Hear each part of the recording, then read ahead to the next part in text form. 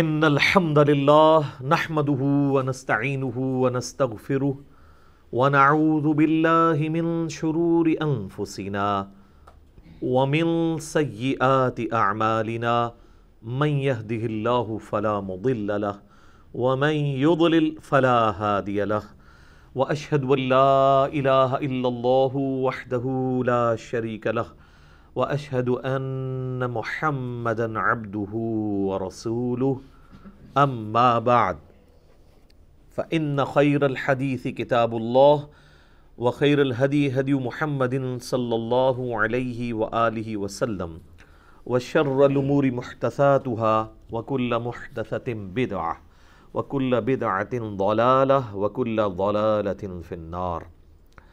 اعوذ باللہ السمیع العلیم من الشیطان الرجیم من ہمزہ ونفخہ ونفثہ بسم اللہ الرحمن الرحیم رب اشرح لی صدری ویسر لی امری واحلل عقدۃ من لسانی یفقہوا قولی بسم اللہ الرحمن الرحیم ان اللہ وملائکتہ یصلون علی النبی یا ایہا الذین آمنوا صلوا علیہ وسلموا تسلیما اللہم صل علی محمد وعلی آل محمد کما صلیت علی ابراہیم وعلی آل ابراہیم انک حمید مجید اللہم بارک علی محمد وعلی آل محمد کما بارکت علی ابراہیم وعلی آل ابراہیم انک حمید مجید.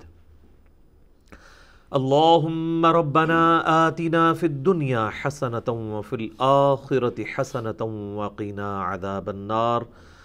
اللہم ربنا آتنا من لدنک رحمة وہیئ لنا من امرنا رشدا. حسبنا اللہ ونعم الوکیل. یا حی یا قیوم برحمتک استغیث ولا حول ولا قوة الا باللہ العلی العظیم. لا الہ الا انت سبحانک انی کنت من الظالمین. آمین. الحمدللہ آج 7 جون 2020 کی قرآن کلاس نمبر 31 کی اسٹوڈیو ریکارڈنگ ہونے جا رہی ہے. آج انشاءاللہ تعالی ہم سورۃ البقرہ کی آیت نمبر 215 سے آنورڈ سٹارٹ کریں گے. اب مسلسل کئی آیات جو ہیں وہ اللہ تبارک و تعالیٰ کی طرف سے فتوے ہیں جو آپ صلی اللہ علیہ وآلہ وسلم سے مختلف سوالات کیے جاتے تھے اہل ایمان کی طرف سے، تو ان کے جوابات آئے ہیں. میں نے سورۃ البقرہ کے تعارف میں بھی عرض کیا تھا کہ سورۃ البقرہ شریعت محمدیہ صلی اللہ علیہ وآلہ وسلم کا بلو پرنٹ ہے، ابتدائی خاکہ ہے، اور اس کے تکمیلی احکامات سورہ النساء اور سورۃ المائدہ میں آئے ہیں. تو شریعت کے اعتبار سے جو احکامات ہیں، چاہے وہ آئلی زندگی سے متعلق ہوں، چاہے معاشرتی چیزیں ہوں، وہ بڑی ڈیٹیل کے ساتھ اس میں آئی ہیں. اب آپ دیکھیں گے کہ مسلسل کئی آیات کے اندر نبی صلی اللہ علیہ وآلہ وسلم سے جو سوالات کیے گئے ہیں تو ان کے جوابات اللہ تعالیٰ کی طرف سے دیے جا رہے ہیں. اپنے اپنے مصحف سامنے کھول لیجئے. اعوذ باللہ من الشیطان الرجیم بسم اللہ الرحمن الرحیم. یسألونک ماذا ینفقون. اے محبوب صلی اللہ علیہ وآلہ وسلم، یہ تم سے پوچھتے ہیں کہ ہم جو اللہ کی راہ میں خرچ کرتے ہیں تو وہ کیا خرچ کریں، کس پہ خرچ کریں. جب یہ سوال پوچھیں تو فرماؤ قل ما انفقتم من خیر. آپ فرما دیجئے کہ جو کچھ تم خرچ کرو گے اپنے مال سے تو اس کے مستحق ہیں فللوالدین والاقربین والیتامى والمساکین وابن السبیل. اس مال کے جو مستحق ہیں تو سب سے پہلے تمہارے ماں باپ، اس کے بعد تمہارے قریبی رشتہ دار، اور اس کے بعد یتیم اور مسکین اور مسافر. وما تفعلوا من خیر فإن اللہ بہ علیم. اور جو کچھ بھی تم نیکی کا کام کرتے ہو تو بے شک اللہ تعالیٰ اسے خوب جانتا ہے. یعنی اللہ کی راہ میں چاہے تم نے چھپا کے خرچ کیا، چاہے اعلانیہ کیا، اللہ تعالیٰ سے کوئی چیز پوشیدہ نہیں ہے. تو یہاں پہ ایک ترتیب بھی بتا دی گئی کہ اللہ کی راہ میں خرچ کرنے کے لیے جو آپ کا مال ہے اس میں سب سے پہلے آپ کے حقدار آپ کے رشتہ دار ہیں. صحیح بخاری اور مسلم دونوں میں یہ حدیث موجود ہے کہ اللہ کے محبوب صلی اللہ علیہ وآلہ وسلم نے فرمایا جو شخص یہ چاہتا ہے کہ اس کا رزق کشادہ کر دیا جائے اور اس کی عمر میں برکت کر دی جائے، اس کی عمر بڑھا دی جائے، لمبی کر دی جائے، تو وہ اپنے رشتہ داروں کے ساتھ حسن سلوک کرے۔ اچھا، ہم لوگ سمجھتے ہیں کہ حسن سلوک سے مراد یہ ہے کہ ان سے اچھے طریقے سے بات کر لیں، یا خوشی غمی کے اوپر کوئی ٹیکسٹ میسیج کر دیں، یا جنازے کے اندر شامل ہو جائیں۔ یہ حسن اخلاق جو ہے یہ بعد کی چیز ہے۔ اصل میں جو حسن اخلاق ہے وہ یہ ہے میرے بھائی کہ ان کے اوپر مال خرچ کیا جائے، اور یہ سب سے بڑا مشکل کام ہے۔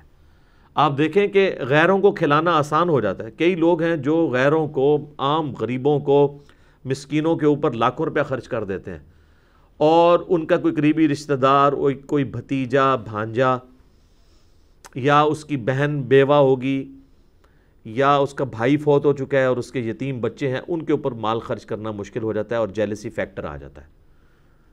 اسی لیے اللہ تعالیٰ نے ایمفسائز کیا ہے کہ جہاں پہ جیلسی فیکٹر کا اندیشہ تھا اور یہ خطرہ تھا کہ لوگ اللہ کی راہ میں خرچ نہیں کریں گے، اس کے اوپر پہلے ایمفسائز کیا ہے کہ آپ سے پوچھتے ہیں نا کہ یہ مال اللہ کی راہ میں خرچ کرنا ہے تو کہاں پر خرچ کریں، تو پہلے حقدار تمہارے ماں باپ ہیں۔ بخاری اور مسلم دونوں میں حدیث ہے، ایک صحابی نے پوچھا کہ اللہ کے محبوب صلی اللہ علیہ وآلہ وسلم، میرے حسن اخلاق کا اس دنیا میں سب سے زیادہ حقدار کون ہے؟ تو آپ نے فرمایا تیری ماں۔ اس نے پھر دوبارہ سوال کیا تو آپ علیہ السلام فرمایا تیری ماں۔ تیسری بار پوچھا، فرمایا تیری ماں۔ چوتھی بار پوچھا تو فرمایا تیرا باپ۔ یعنی پہلے 3 حق جو ہیں وہ ہیں ماں کے، اس کے بعد باپ کا، اور پھر باقی رشتہ داروں کا۔ اچھا، اکثر لوگ پوچھتے ہیں یہ زکوٰۃ دینی ہے تو ہم اپنے بہن بھائیوں کو دے سکتے ہیں؟ بھائی سب سے زیادہ حقدار ہی بہن بھائی ہیں زکوٰۃ کے، ان کو سب سے پہلے دیں۔ اور اس کے بعد کہا گیا قریبی رشتہ دار۔ قریبی رشتہ دار، ماں باپ کے بعد قریبی رشتہ دار کون سے آتے ہیں؟ بہن بھائی، بھتیجے، بھانجے، یہ لوگ قریبی رشتہ دار ہیں۔ اور اس کے بعد کہا گیا کہ یتیم، ظاہر ہے کہ یتیم کا تو کوئی والی نہیں ہے، کوئی ان کا سرپرست نہیں ہے کہ ان کے اوپر مال خرچ کرے، تو ان کی تو امپورٹنس ہے۔ اور مساکین، یعنی ایسے غریب لوگ جو کسی کے سامنے ہاتھ پھیلاتے ہوئے بھی ڈرتے ہیں لیکن اپنی شکلوں سے پہچانے جاتے ہیں کہ غریب مسکین لوگ ہیں، ان کے اوپر بھی خرچ کرو۔ اور مسافروں کے اوپر، مسافروں والا معاملہ اس وقت آلموسٹ ایبسلیٹ ہو چکا ہے، کبھی کبھار ضرورت پڑتی ہے، لیکن اگلے زمانوں میں تو سفر ایک بہت بڑا ایک آزمائش کا ذریعہ تھا۔ ایون جو لوگ حج عمرے کے لیے بھی جاتے تھے تو کئی مہینے پہلے نکلتے تھے۔ ہمارے سب کانٹیننٹ سے حج عمرے کی جو ایکٹیویٹی تھی وہ آلموسٹ 4 مہینے کا پیدل سفر تھا، اور جو لوگ بحری جہاز میں بھی سفر کرتے تھے تو سیدھے 2 ہفتے تو بحری جہاز کے ہیں، بندرگاہ سے لے کے وہاں تک، لیکن پھر وہاں جدے سے مکے تک 2 دن اور 1 رات کا سفر ہوتا تھا اونٹ کے اوپر، اور یہاں سے بھی جن لوگوں نے پہنچنا ہوتا تھا بندرگاہ تک، اگر پیدل چلتے تھے تو کئی دن۔ یہ تو آپ سمجھیں کہ آلموسٹ 1930-40 کے قریب ہمارے سب کانٹیننٹ میں یہ ٹرینز شروع ہوئی ہیں، اور اس وقت وہ کوئلے والا انجن شروع ہوا ہے، تو لوگ پھر ٹرین میں کراچی تک جاتے تھے، کراچی سے پھر جو ہے وہ بحری جہاز چلا کرتا تھا۔ ہم نے بھی اپنی ہوش میں دیکھا ہے ایون 80s تک اور ارلی 90s تک بحری جہاز پہ لوگ جاتے رہے، کیونکہ اس کا ٹکٹ ہوائی جہاز سے آدھا ہوتا تھا۔ بلکہ پہلا بحری جہاز جب جایا کرتا تھا تو اس وقت کا جو پریزیڈنٹ یا پرائم منسٹر وہ سی آف کرنے کے لیے یہ ایک ایکٹیویٹی ہوتی تھی ان کی، وہ پاکستان کا وہ جو بحری جہاز اس کا نام سفینہ رکھا ہوا تھا انہوں نے۔ تو وہ جو 2 ہفتے کا سفر ہے وہ بھی سی سکنس کے ساتھ ہوتا تھا، لوگوں کو الٹیاں اور یہ وامٹنگ والا سلسلہ ان کے ساتھ ہوتا تھا، اور پھر خوف الگ سے۔ یہ تو اللہ کا شکر ہے کہ یہ بوئنگ اور ایئر بس جہازوں کی فلائٹس جب عام ہوئی ہیں تو اس کی وجہ سے لوگوں کے لیے حج عمرہ آسان ہوا ہے۔ بوئنگ 747 کی جو پہلی فلائٹ ہے وہ 1972 میں حج کے لیے شروع ہوئی ہے۔ آپ ذرا سٹیٹسٹیکل ڈیٹا اٹھا کے دیکھیں کہ 1972 سے پہلے جتنے لوگ حج کرتے تھے نا، 1972 کے بعد چند سالوں میں اس سے ڈبل لوگ حج اور عمرے پہ جانا شروع ہو گئے، اور اس سے بعد چند سالوں کے بعد 3 گنا 4 گنا، اب تو خیر 10-20 گنا ہو چکے ہیں۔ یہ اصل میں جو برکت ہے وہ ہوائی جہاز کی ہے۔ آج آپ ایئر فلائٹس بند کر دیں، یہ حج عمرے کے اوپر جو لاکھوں لوگ آپ کو جاتے نظر آ رہے ہیں نا، سیٹھ ہر سال وہ عمرے میں اعتکاف بیٹھنے کے لیے گئے ہوتے ہیں. تو میرے بھائی 4 مہینے اپنا کاروبار بند کر کے کون حج اور عمرے پہ جائے گا؟ اور اس میں بھی گوروں کو آپ دعائیں دیں, اللہ تعالیٰ جن لوگوں نے یہ محنت کی ہے اس کے بدلے ان کو ایمان کی دولت عطا فرمائے. یہ بڑی نیکی کر دی ہے. کہاں پہ 4 مہینے کا سفر سب کانٹیننٹ سے, اور کہاں پہ ایگزیکٹ 4 گھنٹے میں آپ اسلام آباد سے جدے 4 گھنٹے کے اندر اتر جاتے ہیں, آپ کو پتہ بھی نہیں چلتا. اگر پیچھے کی تھکاوٹ ہے تو آپ 4 گھنٹے سوتے ہیں تو اچانک اناؤنسمنٹ ہوتی ہے کہ جی اتر جائیں, اور وہ ایئر کنڈیشن ماحول, کھانا بھی آپ کے سامنے پیش کیا جا رہا ہے. اب ذرا آپ ان 4 مہینوں کو امیجن کریں جس میں آپ کو جنگلوں کا سفر کرنا ہے, وہاں پہ آپ کو راستے سے قافلے لوٹنے کا اندیشہ ہے, جنگلی جانوروں کا اندیشہ ہے, راتیں 4 مہینے میں کتنی آنی ہیں, ایک رات گھر سے باہر گزارنا مشکل ہو جاتی ہے. اور جنگلوں میں اگر آپ کو 4 مہینے کی راتیں, روزانہ رات گزارنا ایک ایکٹیویٹی ہوتی تھی. لوگ رات کے وقت الاؤ یعنی یہ بڑی بڑی آگ جلایا کرتے تھے کہ بھئی جنگلی جانور نہ حملہ کر دیں, اور کچھ لوگ رات کے وقت پہرا کر دیا کرتے تھے. آپ امیجن نہیں کر سکتے, وہ زندگی میں وہ ایک حج کرنا بھی مشکل ہے. یہ آج کل جو حج جو ہے وہ مذاق بنا ہوا ہے. آلموسٹ آپ دیکھ لیں ہر سال لوگ حج عمرے پہ گئے ہوتے ہیں. تو یہ ایئر فلائٹس کی برکتیں, ادروائز تو یہ آلموسٹ بڑا مشکل کام تھا. اس وقت انسان کو یہ قدر آتی ہے کہ واقعی یار یہ اسلام کا 5واں فرض ہے. ابھی تو فیل ہی نہیں ہوتا, لوگ اسے ایک پکنک کے طور پہ لے رہے ہوتے ہیں, اور یار حج بھی کرنا ہے, کر لیں گے آپ پہ انشاءاللہ. اردو جناب جو حج کرتا تھا پھر وہ وہاں پہ بھی جا کے جو ایکٹیویٹیز تھیں, ہوٹلوں میں رہنا, ریگستانی سفر, کئی لوگ تو مدینہ شریف جاتے ہی نہیں تھے کہ بھئی وہ حج کا حصہ نہیں ہے, واپس آ جایا کرتے تھے کہ اتنی تکلیف مزید سفر کی کیسے کاٹے. ظاہر ہے فیملی کے ساتھ مشکل ہوتا تھا. صفا اور مروہ کی صحیح جو اس وقت چلڈ ماحول کے اندر ہو رہی ہے, یہی بہت بڑی ایکٹیویٹی تھی. لوگ جب وہ بازاروں کے اندر سے گزر کے وہ 7 چکر لگانے پڑتے تھے تو اتنی لو کے اندر لگ پتہ جاتا تھا. آپ ذرا ادھر مجھے 7-8 کلومیٹر پیدل چل کے بتائیں نا دھوپ کے اندر, تو آلموسٹ 7-8 کلومیٹر بن جاتے ہیں صفا مروہ کی جو صحیح ہے, اور اتنی گرمی کے اندر ایک مشکل ایکٹیویٹی ہوا کرتی تھی.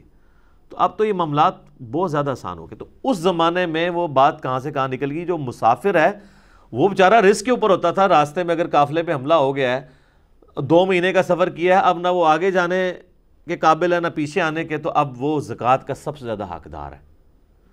آپ یہ دیکھ لیں سرائے, یہ ہمارا جو یہ سرائے علمگیر ہے, یہ سرائے ہوا کرتی تھی مسافروں کی کسی زمانے کے اندر. لوگ رکتے تھے, رات کو کسی کی جیب کٹ گئی ہے, اب وہ بیچارہ واپس نہیں جا سکتا. آج کا دور نہیں ہے کہ وہ ایزی پیسہ یا ایزی لوڈ کروا لے یا پیسے منگوا لے.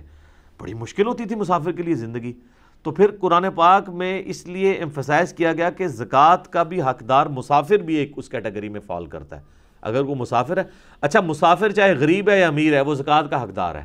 چونکہ غریب الوطنی میں پیسہ نہیں منگوا سکتا, اس پہ زکوٰۃ بھی لگ جائے گی چاہے وہ ارب پتی بندہ ہے.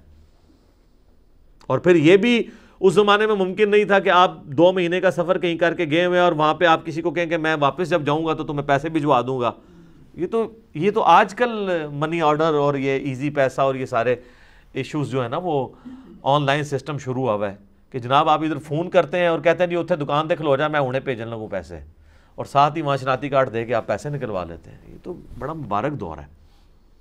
اس زمانے میں ایشو تھا. آج بھی آپ نے کئی دفعہ مسجدوں کے اندر لوگوں کو دیکھا ہوگا کہ وہ کہتے ہیں جی ہماری جیب کٹ گئی ہے تو ہم نے فلاں جگہ سے آئے تھے. اکثر تو زیادہ فراڈی ہی ہوتے ہیں, لیکن بیچ میں جینون کیسز بھی ہوتے ہیں. تو اس کا میں نے کئی دفعہ حل بتایا کہ اس کا حل یہ ہے کہ اگر آپ نے اس طرح کے لوگوں کو اکاموڈیٹ کرنا ہے, ان کے ہاتھ میں پیسے نہ دیں, کیونکہ وہ آپ کی مسجد سے نکل کے ایک اور مسجد میں جا کے کرایہ لیں گے, پھر بازار میں بھی کھڑے ہو کے لوگوں سے کرایہ مانگیں گے. اور اس سے بڑا یہ کہ آج کل تو ایک نیا ورژن آ گیا جس میں ایک چھوٹا سا بچہ ایک عورت نے اٹھایا ہوتا ہے, اس کا خامند بھی ساتھ ہوتا ہے, تاکہ ایکسپلائٹ کریں آپ کو. کئی تو یہ ہے نا شام کے وقت جی آج ساڑی دیہڑی نہیں لگی, تو وہ دیہڑی ان کی وہی ہوتی ہے جو لگا رہے ہوتے ہیں مانگنے والی. تو ایسے مسافروں کا حال یہ ہے کہ آپ ان کو گاڑی کے اندر بٹھا کے آئیں اور کرایہ کنڈکٹر کے ہاتھ میں دیں, اور اس کو یہ کہیں کہ اگر یہ تم سے کرایہ واپس مانگ کے قریبی کسی سٹاپ پہ اترنے لگے تو کرایہ تیرا, اس کو نہیں دینا, تبھی انشور ہوگا نا, ورنہ تو وہ اتر ہی جائے گا. پھر کنڈکٹر کو جب یہ انسینٹو ملے گا تو پھر وہ لے کے بتائے ذرا کنڈکٹر سے کرایہ, تو چلو ایک غریب سے دوسرے غریب کی جیب میں چلا جائے گا, لیکن کم از کم اس فراڈیے سے تو آپ بچ جائیں گے نا. تو آپ اس طرح کریں تو کئی غریب جو ہیں ویسے ہی غائب ہو جائیں گے. کئی لوگ آ کہتے ہیں جناب روٹی نہیں کھا دی صبح دی, پیسے دیو کچھ, تو ان کو آپ روٹی کھلا دیا کریں, تو آپ دیکھیں آدھے لوگ غائب ہو جائیں گے. یہ کئی کہتے ہیں نا مزدوری نہیں ملی تو عثمان بھائی کے پاس بھیج دیں ان کو، ان کے لیے مزدوری کی ارینجمنٹ کر دیں گے، جیسے کہیں گے نا تیرے لیے ارینجمنٹ کرتے ہیں، تو وہ کسی اور کے پاس چلے جائیں گے۔ وہ ان کو کبھی مزدوری کی عادت بھی نہیں پڑی ہوئی ہوتی، وہ صرف آپ کی نظروں میں ایک مظلوم کے طور پہ اپنے آپ کو پیش کر رہے ہوتے ہیں۔ تو اللہ تعالیٰ ہمارا جو کچھ بھی اللہ کی راہ میں خرچ کرو گے اللہ تعالیٰ کے علم میں ہے۔ اس میں وہ حدیث بھی یاد کر لیں جو بخاری و مسلم دونوں میں ہے، نبی علیہ السلام نے فرمایا کہ انسان کہتا ہے میرا مال میرا مال میرا مال، پھر آپ نے وہ پوری سورت تلاوت کی، الہاکم التکاثر حتی زرتم المقابر، تمہیں مال کی کثرت نے ہلاک کر دیا یہاں تک کہ تم نے قبروں کا منہ جا دیکھا، یعنی قبر تک تمہارا مسئلہ حل نہیں ہوتا۔ حضور نے یہ پوری سورت تلاوت کی، پھر کہا تم کہتے ہو میرا مال میرا مال میرا مال، او بھائی تیرا مال تو وہ ہے جو تو نے کھا لیا یا پہن کر بوسیدہ کر لیا یا اللہ کی راہ میں خرچ کر کے آخرت کے لیے محفوظ کر لیا۔ تین مال ہیں آپ کے، ویسے تین میں سے بھی ایک ہی ہے، جو کھا پی لیتا ہے بندہ بعد میں تو یاد ہی نہیں رہتا، جو پہن کے بوسیدہ کر لیتا ہے وہ تو یاد ہی نہیں رہتا، جو اللہ کے ڈیوائن بینک میں اللہ کی راہ میں خرچ کر کے جمع کروایا وہ تیرا مال ہے، باقی تو تیرے رشتہ داروں کا مال ہے۔ اور بخاری اور مسلم میں ایک اور حدیث ہے، آپ صلی اللہ علیہ وآلہ وسلم نے فرمایا کہ ابن آدم کے پاس اگر سونے کی 2 وادیاں ہوں نا تو یہ تمنا کرے گا کہ تیسری وادی بھی مجھے سونے کی مل جائے، اس کا پیٹ صرف قبر کی مٹی بھر سکتی ہے۔ اور ایک اور حدیث ہے بخاری اور مسلم میں، آپ صلی اللہ علیہ وآلہ وسلم نے فرمایا کہ انسان کے 3 دوست ہیں، 2 جو ہیں نا وہ باہر ہی رہ جاتے ہیں اور ایک قبر میں اس کے ساتھ جاتا ہے، اس کا مال اور رشتہ دار یہ باہر ہی رہ جاتے ہیں، اور قبر میں ساتھ اس کے اعمال جاتے ہیں، جو اس نے نیک اعمال کیے ہوتے ہیں وہ قبر میں اس کے ساتھ جاتے ہیں۔ تو یہ وہاں پہ بھی مال کا ذکر ہے کہ مال یہیں پہ رہ جانا ہے۔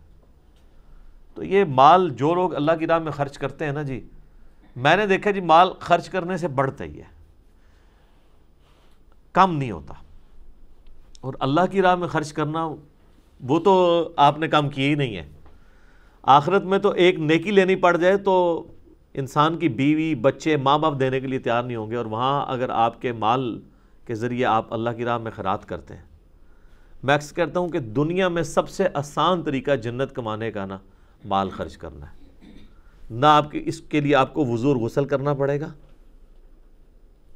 نہ اس کے لیے کوئی ایفرٹ پٹ کرنی پڑے گی۔ جو مالدار لوگ ہیں پیسہ تو ان کا نکل ہی رہا ہوتا ہے ویسے ہی، صرف ایک نیت کرنی ہے کہ آپ خالص اللہ کے لیے کر رہے ہیں بس۔ باقی نماز میں تو فل کنسنٹریشن چاہیے، خشوع خضوع چاہیے، وہ ادھر نہیں چاہیے آپ کو، اور ایک ایفرٹ پٹ کرنی پڑے گی۔ اس میں تو بس آپ نے ایک فیصلہ کرنا ہے، جو اشفاق احمد صاحب کہا کرتے تھے نا کہ اس کے لیے صرف ایک فیصلے کی ضرورت ہے کہ کھٹا لینا ہے یا میٹھا، طلب سچی ہو اور پیاس جان لیوا ہو تو اللہ تعالیٰ انسان کو خود ہدایت کے راستے تک پہنچا دیتا ہے۔ تو یہ آپ نے اندر کی وہ کمٹمنٹ اللہ کے لیے شو کرنی ہے، تو یہ مال خرچ کر کے آپ سب سے زیادہ آسانی سے جنت کما سکتے ہیں۔ اور وہ جو بخاری اور مسلم میں حدیث ہے کہ 7 لوگوں کو اللہ کا سایہ نصیب ہوگا اس دن جب اللہ کے سائے کے سوا کوئی سایہ نہیں ہوگا۔ اس کی محدثین نے تعویل بھی کیا کہ اللہ کے سائے سے مراد اللہ کے عرش کا سایہ ہے۔ اس میں ایک شخص وہ بھی ہے کہ جو دائیں ہاتھ سے صدقہ کرے اور بائیں کو خبر نہ ہو۔ قرآن پاک میں سورۃ البقرہ میں ہم پچھلی آیات کے اندر پڑھ چکے ہیں نا کہ اللہ کی راہ کے اندر جو خرچ کرتے ہو نا اس کو لوگوں کو جتا کر اس مال کو ضائع مت کرو۔ پھر اللہ تعالیٰ نے اس کی مثال دی ہے کہ یہ تو اسی طریقے سے ہے جیسا کہ ایک چٹیل سا پتھر ہو اور اس کے اوپر مٹی پڑی ہوئی ہو اور تیز بارش آئے تو وہ بالکل دھل جائے گا نا، اس طرح تمہارے نام مال سے نیکیاں دھل جائیں گی، ختم ہو جائیں گی اگر تم نے ریاکاری کے لیے نیکی کی۔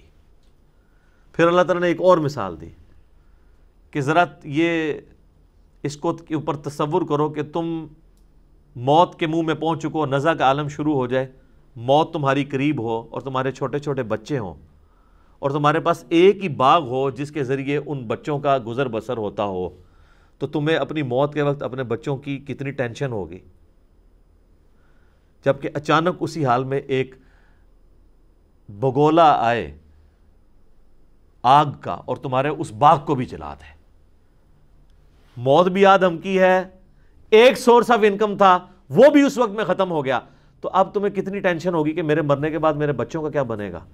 کتنی دردناک مثال اللہ نے دی ہے. اللہ نے فرمایا یہ مثال ہے کہ جو لوگ اللہ کی راہ میں خرچ کرتے ہیں اور ریاکاری کرتے ہیں, لوگوں پہ احسان جتاتے ہیں, جس طرح یہ بالکل ختم ہو گیا نا, ان کے لیے امید ہی ٹوٹ گئی, تو وہاں پہ بھی آپ اللہ تعالیٰ سے امید توڑ لو کہ کوئی تمہیں اجر نہیں ملے گا اگر تم نے ریاکاری کے لیے کیا اللہ کی راہ میں کوئی مال خرچ. بڑا کریٹیکل ایشو ہے. مجھے حسن بصری کا قول یاد آیا, وہ فرمایا کرتے تھے کہ اگلے لوگ, اب حسن بصری اگر کہہ رہے ہیں کہ اگلے لوگ, تو وہ کون ہوں گے؟ صحابہ. 70 صحابہ کی صحبت کی انہوں نے. اگلے لوگ اپنی نیکیوں کو اس طرح چھپایا کرتے تھے جس طرح تم اپنے گناہوں کو چھپاتے ہو. کوئی شخص نہیں چاہتا کہ اس کا گناہ لوگوں کے اوپر آشکار ہو, ایک جو نیکی کا لبادہ اوڑھا ہوا ہوتا ہے. بڑے سے بڑا بدماش بھی جو ہے نا, وہ کسی نہ کسی حلقہ اثر میں نیک تصور کیا جا رہا ہوتا ہے, چاہے اپنے اولاد کے سامنے, گھر والوں کے سامنے, کہیں نہ کہیں اس نے لبادہ اوڑھا ہوا ہوتا ہے. تو اگلے لوگ اپنی نیکیوں کو اس طرح چھپایا کرتے تھے کہ کہیں پتہ نہ لگ جائے لوگوں کو, یہ تو ضائع ہو جائے گی. ویسے اگر آپ جنرلی دیکھیں, اگر آپ کو یہ واقعی ضائع ہوتی ہوئی ویڈیو نظر آ جائے, ایک بندے نے 1 لاکھ روپیہ خرچ کیا ہے اور اسے واٹس ایپ میسج آ جائے کہ یہ جو تو نے فلاں بندے کو بتایا تھا نا اور احسان جتایا تھا, تو یہ ویڈیو دیکھ لے, یہ تیرے نامہ مال سے ڈیلیٹ ہو چکا ہے, تو سر کیا حالت ہوگی؟ وہ کہے گا یار 1 لاکھ روپیہ بھی گیا تو بیڑا ہی غرق ہو گیا میرا. لیکن چونکہ آخرت اللہ تعالیٰ نے پردے میں رکھی ہوئی ہے, اس لیے انسان کو نظر نہیں آتی. تو نیکیاں بچانے کا طریقہ یہ ہے کہ آپ ان کو چھپائیں. ٹھیک ہے. وہ سفیان ثوری کے بارے میں آتا ہے, محدث تھے رحمہ اللہ تعالیٰ. وہ اپنے کسی جاننے والے کی طرف گئے تو اس نے بڑی خاطر تواضع کی, تو کھانا کھانے لگے نا, تو کھانے میں نمک کم تھا. تو انہوں نے اپنے اس میزبان سے کہا کہ یار یہ تھوڑا سا نمک لے کے آؤ. تو اب اس نے اپنی بیوی کو نا پردے سے آواز دی کہ جب میں 3ری دفعہ حج کے لیے گیا تھا نا, تو جو نمک لے کے آیا تھا نا حرمین سے, وہ تھوڑا سا دو. تو سفیان ثوری نے فرمایا کہ تم نے ایک جملے میں 3 حج ضائع کر دی ہیں. پہلے 2 بھی ضائع ہو گئے نا, 3ری دفعہ حج پہ گیا. اچھا ظاہر ہے کہ اس زمانے میں تو یہاں پہ لوگ دیکھ لیں نا آپ, لوگ کس طرح بتا رہے ہوتے ہیں جی, بلکہ ناموں کے ساتھ حاجی لگایا ہوتا ہے, اور کئی تو اللہ کے فضل سے حاجی ہے بھی نہیں ہے, تو تب بھی لوگ ان کو حاجی صاحب کہتے ہیں. پھر بھی ان کو شرم نہیں آتی کہ یار میں یہ اپنے نام کے ساتھ نہ لگواؤں. نمازی تو انہوں کوئی اپنے ساتھ نہیں لگاتا, حاجی لوگ لگا رہے ہوتے ہیں. تو نیکیوں کو چھپانا یہ بہت ضروری ہے. البتہ اس میں شیطان بعض اوقات وسوسہ دیتا ہے کہ جو فرض نیکیاں ہیں نا جی, ان کو چھپانے کے لیے بھی لوگ گھر میں نماز پڑھنا شروع کر دیتے ہیں, تو یہ حرام ہے. یا کوئی کہتا جی میں داڑھی اس لیے نہیں رکھتا کہ بس یہ لوگوں کو نظر آئے گی, داڑھی میری اندر ہے. نہیں, جو نبی علیہ السلام نے نیکیاں اعلانیہ کی ہیں نا, وہ آپ نے بھی اعلانیہ کرنی ہے, اور جو آپ نے چھپا کے کی ہیں یا ترغیب دلائی ہے وہی کرنی ہے. جو فرائض ہیں ان کے معاملے میں اسی طریقے سے ہے کہ آپ نے ان کو ایکسپوز کرنا ہے. ہاں اس کے بعد نہیں آپ نے کسی کو جتانا, لیکن وہ تو چیزیں ظاہر ہے اعلانیہ ہیں, اس کے اوپر تو. اچھا یہ بھی یاد رکھیے گا, اگر کوئی شخص اعلانیہ اللہ کی راہ میں خرچ کرنا ہے نا, آپ نے اس کے اوپر فتویٰ نہیں لگانا کہ اس کا مال ضائع گیا, کیونکہ قرآن پاک میں کئی جگہ ہے کہ اللہ کے نیک بندے وہ ہیں جو اعلانیہ بھی خرچ کرتے ہیں اللہ کی راہ میں اور چھپا کے بھی کرتے ہیں.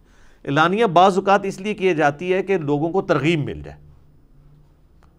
ٹھیک ہے, جس طرح آپ غزوہ تبوک کے موقع پر نبی علیہ السلام اعلانیہ ہی لوگوں سے مال جمع کر رہے تھے. ظاہر ہے رومن امپائر سے جنگ کرنی تھی تو ریسورسز چاہیے تھے, اور لوگ اعلانیہ ہی. سیدنا عثمان غنی رضی اللہ تعالیٰ عنہ نے جو ہے وہ 700 اونٹ اللہ کی راہ میں خیرات کیے تھے, تو آپ نے پھر شرفیاں دیں, اور ترمذی کے الفاظ ہیں, آپ اتنے خوش ہوئے کہ آپ وہ شرفیاں یوں اچھالتے تھے اور کہتے تھے عثمان آج کے بعد جنتی ہے, چاہے جو مرضی کرے.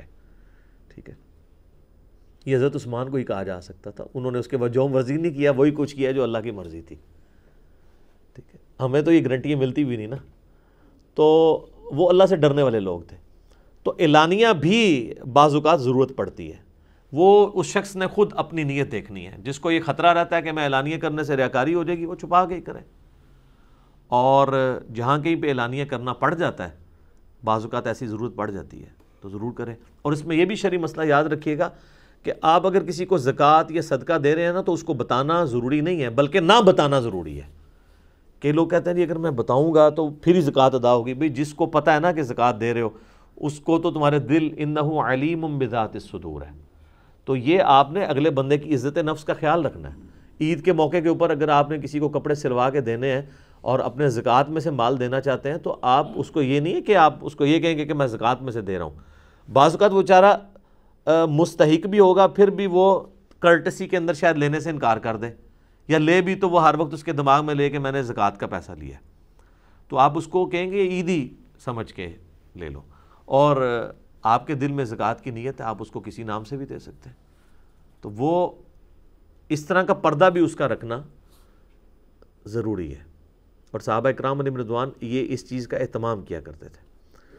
خیر یہ تو انفاق فی سبیل اللہ تو ٹاپک ہی بہت بڑا ہے۔ لے جی اگلی ایک آیت ہے، وہ متقاضی ہے کہ اس پہ بھی ڈیٹیل گفتگو کی جائے۔ 216 نمبر آیت، کُتِبَ عَلَيْكُمُ الْقِتَالُ، تم پر قتال فرض کر دیا گیا ہے، وَهُوَ كُرْهٌ لَكُمْ، لیکن تم اسے ناپسند کرتے ہو۔ ظاہر ہے جان دینا کوئی آسان کام تو نہیں ہے۔ پہلے جب صحابہ کرام علیہم رضوان کو مکے سے نکالا جا رہا تھا، اس وقت تو ان کا جوش بہت زیادہ تھا کہ ہم پہ ظلم ہو رہا ہے، ہم ہجرت کر کے جا رہے ہیں، ہمارے مال کے اوپر انہوں نے قبضہ کر لیا پیچھے سے۔ تو حضور سے کہتے تھے یا رسول اللہ اجازت دیں ہم ان کے ساتھ لڑیں۔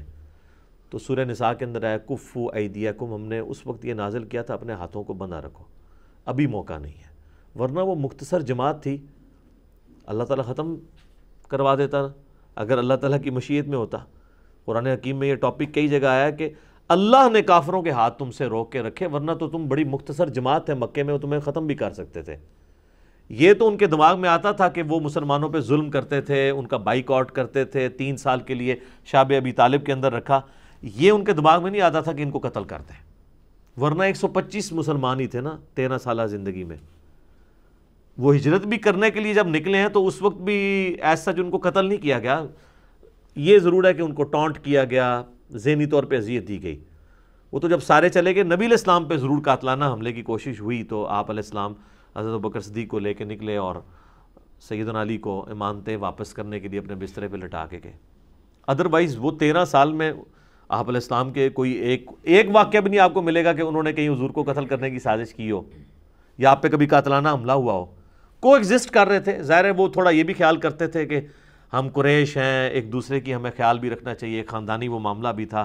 پھر بنو ہاشم ایک مضبوط قبیلہ تھا، اور وہاں پہ دین سیکنڈ نمبر پہ آتا تھا، پہلا قبائلی معاملہ ہوتا تھا کہ اگر اس کے قبیلے کا بندہ مارا تو وہ دوسرے قبیلے والے بدلے لیں گے۔ تو اس لیے یہ ساری چیزیں تھیں، اللہ تعالیٰ نے وہ کتنی پروٹیکشن رکھی ہوئی تھی۔ لیکن بعد میں پھر ظاہر ہے کہ ان کو اگر پتہ ہوتا کہ مدینے میں جا کے انہوں نے یہ کرنا ہے کہ بدر میں ہمارے 70 سردار مارنے ہیں، احد بھی مسلمان اپنی غلطی کی وجہ سے جیت کے ہار گئے، اس کے بعد خندق میں، پھر صلح حدیبیہ میں کرنی پڑنی ہے، اور مکے کی ذلت اٹھانی پڑنی ہے 8 ہجری میں ہمیں فتح مکہ کے صورت میں، اور اس کے بعد پھر غزوہ حنین اور غزوہ تبوک اور قادسیہ اور یرموک ہونے ہیں۔ تو یہ اگر بات ان کو یکم ہجری میں پتہ ہوتی تو مسلمانوں کو ہجرت کر کے 125 بندوں کو، یہ وہ 125 بندے تھے جنہوں نے آئندہ 17 سال کے اندر دنیا کی کایا کلب کرنی تھی، اگر ان کو پتہ ہوتا تو وہ ان کے ساتھ یہ نہ کرتے تھے۔ تو جب وہ نیا اس وقت جوش تھا، حضور کی طرف سے اجازت نہیں تھی، اللہ کی طرف سے اجازت نہیں تھی۔ پھر اللہ تعالیٰ نے سورہ محمد نازل کی صلی اللہ علیہ وآلہ وسلم، اور سورہ محمد کا آپ کو پتہ ہے دوسرا نام کیا ہے؟ سورہ قتال۔ جو لوگ قتال سے، جہاد سے شرمندہ ہیں تو وہ سمجھ لیں وہ اپنے نبی سے شرمندہ ہے، ان کو اپنے ایمان کی فکر کرنی چاہیے۔ تمہارے نبی کے نام پہ جو سورت ہے نا، اس کا نام ہی سورہ قتال ہے، یعنی نبی علیہ السلام کو اللہ نے تلوار کے ساتھ اتارا ہے۔ یہ تلوار اس لیے نہیں تھی کہ ایک دوسرے کا گلا کاٹا جائے، یہ وہی ہے جو علامہ وحید الدین خان صاحب نے کتاب لکھی ہے نا، اسلام دور جدید کا خالق۔ اسلام نے رومن اور پرشین کی بدماشی جو ہے وہ تلوار کے زور سے اکھاڑی ہے، اور اس کے بغیر ہو ہی نہیں سکتا۔ آپ دنیا کا کوئی سرجن لے آئیں، وہ بغیر نشتر چلائے تو آپ کا اپینڈکس یا بائی پاس کا آپریشن تو نہیں کر سکتا۔ ایک بڑی کاز کے لیے آپ کو یہ نشتر چلانا پڑتا ہے۔ تو رومنز اور پرشین کی صدیوں کی بدماشی کو اکھاڑنے کے لیے صحابہ کرام کی تلوار اللہ تعالیٰ نے مسلط کی۔ سورہ توبہ کی آیت نمبر 14 ہے کہ اللہ تعالیٰ چاہتا ہے کہ مسلمانوں کی تلواروں کے ذریعے ان کے اوپر عذاب استحصال لے کے آئے جو اگلی امتوں پر چنگھاڑ کی شکل میں، طوفان کے ذریعے یا سمندر میں غرق کر کے اللہ کی طرف سے عذاب استحصال آتا تھا انبیاء کی مخالفت پہ، ہمارے نبی علیہ السلام کے کیس میں وہ قتال کی شکل میں ہے۔ یہ جہاد کے پیچھے وہ ایک حکمت تھی، نبی علیہ السلام کی خصوصیت ہے، قتال بھی اور یہ کتاب بھی۔ آپ کا معجزہ بھی جو ہے وہ فزیکل فنامنا آف نیچر کو توڑنے والا نہیں ہے، بلکہ کتاب کی شکل میں ہے۔ اور آپ علیہ السلام کا جو عذاب استحصال ہے آپ کے مخالفین کے اوپر، آپ کے کیس میں، وہ بھی ڈیفرنٹ ہے، وہ قتال کی شکل میں۔ اسی میں میرا مسئلہ نمبر 85 ہے، قرآن اور قتال ہمارے محبوب صلی اللہ علیہ وآلہ وسلم کی دو خصوصیات۔ تو بعد میں جب قتال کا حکم آیا تو پھر ظاہر ہے ہر بندہ تو مرنے کے لیے تیار نہیں ہوتا، تو اللہ تعالیٰ فرما رہا ہے کہ تمہیں اب یہ برا لگ رہا ہے کہ جان بھی دینی پڑے گی۔ اس ٹائم جب بندے کو غصہ ہوتا ہے نا تو اس وقت تو بندہ کہتا ہے یا میں خود مر جاؤں یا اس کو مار دوں، لیکن جب مدینے میں جا کے رک گئے، سٹیبل لائف ہو گئی، آہستہ آہستہ دکھ درد بھی بھولنے شروع ہو گئے، تو وہ جہاد کا جو تڑپ ہے وہ ٹھنڈی پڑ گئی۔ اب یہ آیات اس وقت نازل ہو رہی ہیں کہ ابھی غزوہ بدر بھی نہیں ہوا، یہ ذہن میں رکھیے گا۔ صحابہ کرام کو تو پتہ ہی نہیں تھا کہ ہم نے کون کون سی، وہ جو ڈاکٹر اقبال جواب شکوہ میں شکوہ کے اندر کہتے ہیں نا، ہم جو جیتے تھے تو جنگوں کی مصیبت کے لیے، یعنی مسلمان تو جنگوں کی مصیبت کے لیے جیتے رہے نا۔ آپ دیکھیں کوئی سکون کی زندگی تو بیچاروں کی نہیں رہی ہے۔ 2 ہجری کے اندر بدر لڑنی پڑی، 3 میں احد، اور 5 کے اندر خندق، اور 6 میں بھی جنگ ہوتے ہوتے بچی صلح حدیبیہ ہوگی، 7 میں غزوہ خیبر، 8 میں جو ہے وہ فتح مکہ، اور 8 ہی میں غزوہ حنین جس میں مسلمان 12,000 کے لشکر میں صرف 80 بندے حضور کے ساتھ رہ گئے تھے، بخاری مسلم میں آتا ہے۔ اتنے وہ تیر انداز تھے قبیلہ حوازن کے لوگ، اتنی مشکل اٹھانی پڑی۔ پھر 9 کے اندر تبوک کے لیے رومن امپائر کو کتنا جیش العسرہ تھا، بڑی تنگی والا جہاد تھا۔ پھر اس کے بعد قادسیہ اور یرموک، اور پھر رومنز کے ساتھ مسلسل جنگیں، تو وہ تو ہم جو جیتے تھے تو جنگوں کی مصیبت کے لیے۔ تو صحابہ نے تو ابھی سوچا بھی نہیں تھا کہ یہ قتال کی جو بات ہو رہی ہے، یہ تو اس کے پیچھے یہ وہ جسے کہتے ہیں نا ایک دم دکھائی جا رہی ہے جس کے پیچھے اتنا بڑا ہاتھی ہے کہ ابھی تو کتنی جنگوں آنے والی ہیں، تو تم تو کراہت کرتے ہو۔ وَعَسَىٰ أَن تَكْرَهُوا شَيْئًا وَهُوَ خَيْرٌ لَكُمْ، اور ہو سکتا ہے کہ جس چیز سے تم کراہت کر رہے ہو اس کے اندر تمہاری خیریت چھپی ہوئی ہو۔ وَعَسَىٰ أَن تُحِبُّوا شَيْئًا، اور عین ممکن ہے کہ جس چیز سے تم محبت کر رہے ہو وَهُوَ شَرٌّ لَكُمْ، اس کے اندر تمہارے لیے شر چھپا ہوا ہو۔ وَاللَّهُ يَعْلَمُ وَأَنْتُمْ لَا تَعْلَمُونَ، اللہ جانتا ہے اور تم نہیں جانتے۔ مستقبل اللہ فورسی کر رہا ہوتا ہے، اس کو تو نظر آ رہا ہوتا ہے۔ اس شر میں سے کیا خیر نکلنے والا ہے کسی کو نہیں پتا۔ تو اللہ تعالیٰ ہمارا یہ جو قتال ہے، اللہ نے تو تمہارے ذریعے ایک امت اٹھانی ہے، اور پھر تمہارے نام اعمال میں ہزاروں سال کے لاکھوں لوگوں کے مسلمانوں کی نیکیاں تمہارے نام اعمال میں ظاہر ہے۔ صحابہ کی قربانیوں سے سب کچھ ہوا ہے نا، آج بھی ہم جو نیکیاں کر رہے ہیں ان کے نام اعمال میں ثواب جا رہا ہے، جنہوں نے انیشلی محنت کی تھی۔ تو اس کے اندر وہ خیر چھپا ہوا ہے جو تمہیں نظر نہیں آ رہا۔ اور یہ ایک جنرل رول بھی ہے، دنیا میں بھی آپ کو جو شر پہنچتا ہے نا اس کے اندر خیر چھپا ہوا ہوتا ہے۔ اگر کوئی خیر بھی نہ ہو، ایک خیر تو ہے جو بخاری اور مسلم میں حدیث ہے کہ مسلمان کو کوئی دکھ، درد یا اندیشہ بھی پہنچے، حتیٰ کہ اس کے پاؤں میں کانٹا چبھ جائے، اس کے بدلے اللہ تعالیٰ اس کے گناہوں کو معاف کر دیتا ہے۔ اور ابو داؤد ترمذی کے اندر حدیث ہے کہ اللہ تبارک و تعالیٰ اپنے نیک بندے کو اس حال میں موت دیتا ہے کہ اسے دنیا میں تکلیف سے گزارتا ہے، اور اتنی تکلیف سے گزارتا ہے کہ حتیٰ کہ جب اس کی موت کا وقت قریب آتا ہے تو وہ بالکل صاف ستھرا ہوتا ہے، اللہ تعالیٰ اسے اٹھا لیتا ہے، آخرت کی ہمیشہ کی کامیابی اسے مل جاتی ہے۔ تو یہ تکلیفیں دنیا میں آنی ہیں، یہ تو اللہ تعالیٰ نے وَلَنَبْلُوَنَّكُمْ بِشَيْءٍ مِّنَ الْخَوْفِ وَالْجُوعِ وَنَقْصٍ مِّنَ الْأَمْوَالِ وَالْأَنفُسِ وَالثَّمَرَاتِ، یہ تو ضرور آزمانا ہے اللہ نے، یعنی یہ اپنا رول طے کر دیا، اور اس کے اندر پھر خیر بھی چھپی ہوئی ہوتی ہے۔ آپ اپنی زندگی میں دیکھ لیں کہ آپ کے ساتھ کئی ایک حادثات ہوئے ہوں گے اور اس کے ساتھ خیر جڑی ہوگی۔ اِنَّ مَعَ الْعُسْرِ يُسْرًا، ہر مشکل کے ساتھ آسانی جڑی ہوئی ہوتی ہے، کنزیکٹیو ساتھ پیرلل میں بھی چل رہی ہوتی ہے، فوراً بعد بھی آ سکتی ہے۔ ربنا آتینا فی الدنیا حسنہ وفی الآخرۃ حسنۃ وقنا عذاب النار، یہی تو ہے دنیا اور آخرت میں بھلائی ہے۔ دنیا میں بھلائی یہی ہے کہ آپ کو اللہ تعالیٰ صبر دے دیتا ہے، اللہ پہ جو یقین ہے وہ آپ کو تکلیف جھیلنا آسان کر دیتا ہے۔ تو بعض اوقات انسان کے لیے کسی مصیبت کے اندر خیر چھپی ہوتی ہے لیکن اسے پتہ نہیں ہوتا، اور بعض اوقات کسی خیر کے اندر مصیبت ہوتی ہے اسے پتہ نہیں ہوتا۔ تو مطلب یہ ہے کہ تمہارا ایٹیچیوڈ یہ ہو کہ واللہ یعلم وانتم لا تعلمون، اللہ جانتا ہے تم نہیں جانتے، لہٰذا اللہ کی رضا پہ راضی رہو، اور کیا کہو انا للہ و انا الیہ راجعون۔ یار سب سے بڑی چیز اپنی جان ہے نا، جب بھی کوئی تکلیف پہنچے تو ہمیں کیا دعا سکھائے گی کہ تم کہو کہ ہماری جان بھی تو اللہ ہی کی طرف سے آئی تھی، ہم نے بھی مر کے اللہ کے پاس چلے جانا ہے، تو اگر کوئی تکلیف آئی ہے میرے پہ تو وہ لوٹ ہی جانی ہے۔ سب سے بڑی تکلیف تو یہ ہے نا کہ میرے پہ موت آنی ہے، تو وہ بھی آ ہی جانی ہے۔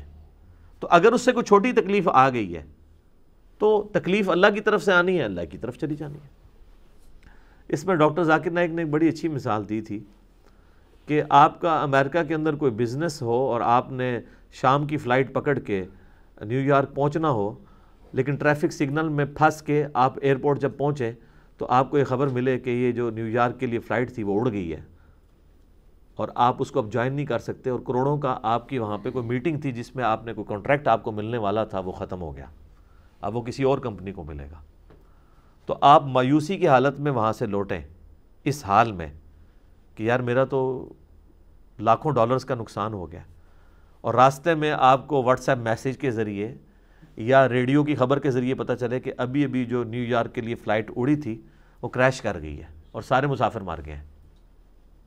تو وہی خبر جو چند منٹ پہلے آپ کے لیے دنیا کی سب سے بری خبر تھی، اب اگر آپ سے پوچھے تو آپ کہیں گے کہ دنیا کی سب سے اچھی خبر میں نے وہی سنی تھی کہ شکر ہے وہ فلائٹ اڑ گئی تھی، لیکن وہ بعد میں پتہ چلا کہ وہ سب سے بہتر خبر تھی۔ ظاہر ہے کہ کاروبار تو ایک دفعہ کوئی چھوٹا کوئی اور آ جائے گا، لیکن جب زندگی نہیں رہے گی تو کام ہی ختم۔ تو اس طرح کے معاملات کئی بار آپ کی زندگی میں، میری تو اپنی زندگی عبارت ہے اس طرح کی کئی چیزوں میں کہ میں نے وقتی طور پہ ان میں شر دیکھا ہے اور بعد میں اس کے اندر خیر چھپا ہوتا ہے۔ یہ ایف آئی آر والا جو ہمارا ایشو آیا تھا، اس کے بعد میرے کزن نے مجھے فون کیا، مجھے کہنے لگا علی بھائی آپ کو تو بہت پہلے اپنی گرفتاری کروا دینی چاہیے تھی۔ تو ظاہر ہے کہ وہ ایک دعوت جو انٹرنیشنل لیول کے اوپر تو تھی، لیکن پھر مین سٹریم میڈیا کے اندر بھی وہ چیزیں دنیا کی بڑی اخباروں میں چینلز میں چلنی شروع ہو گئی چیزیں، اور اس سے بڑھ کے اس کے بعد آپ دیکھیں ویکیپیڈیا نے پورا پیج بنا دیا ہے انجینئر محمد علی مرزا کے نام کے اوپر، حالانکہ یہ آپ اگر خود بنوانا چاہیں تو اس طرح نہیں بنتا، ان کا اپنا ایک کرائٹیریا انہوں نے خود بنایا، پورا اس میں تعارف لکھ دیا۔ تو کئی ایک چیزیں جو شر کے ساتھ جڑی ہوئی ہوتی ہیں خیر کی فارم میں نے بتایا نا، یہ ہماری اکیڈمی یہ بھی ایک شر میں سے خیر نکلا۔ میں ایک اہل حدیث کی مسجد میں درس دیتا تھا، عثمان بھائی عدنان بھائی کئی بار میرے پاس 2-3 بار آئے کہ جی وہ اکیڈمی میں اوپر جگہ عدنان بھائی نے کہا خالی ہے آپ آ جائیں، تو میں انکار کرتا تھا، میرے دماغ میں نہیں تھا کہ یہ ہم نے یہ اسٹوڈیو ریکارڈنگز اور یہ سلسلہ، ہم تو یہ سمجھتے تھے ہم نے اپنے شہر میں قریبی لوگوں میں کام کرنا ہے، یہ تو پتہ ہی نہیں تھا کہ اللہ تعالیٰ نے اس دعوت کو چند سالوں میں کہاں سے کہاں پہنچانا ہے۔ تو میں ان کو انکار ہی کرتا تھا۔ پہلے عثمان بھائی مجھے کہتے رہے، ایک دن عدنان بھائی بھی آئے، اب بائی چانس کیا ہوا کہ وہاں پہ کوئی شرارت ہوئی تو ہمارا درس مسجد سے بند ہو گیا۔ وہ بند کیا ہوا، وہ شر تھا جس میں سے اتنا بڑا خیر نکلنا تھا۔ آپ سوچیں کہ اگر وہ درس بند نہ ہوتا تو میری دعوت وہی 40-50 بند، تو وہاں تو ویڈیو ریکارڈنگ بھی کوئی نہیں ہوتی تھی، ایفرٹ بھی وہی ہم پٹ کر رہے ہوتے تھے۔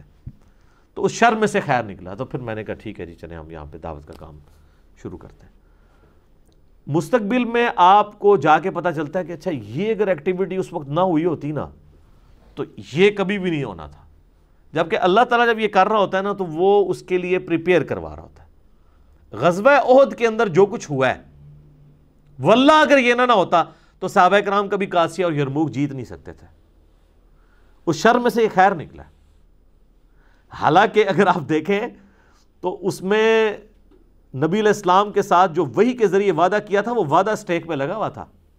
حضور علیہ السلام نے پہلے ہی کہہ دیا تھا کہ اللہ نے مجھ سے وعدہ کیا کہ 5000 فرشتوں کے ذریعے تمہاری مدد کی جائے گی اور یہ جنگ تم جیتو گے، اور جنگ ہار گئے آپ۔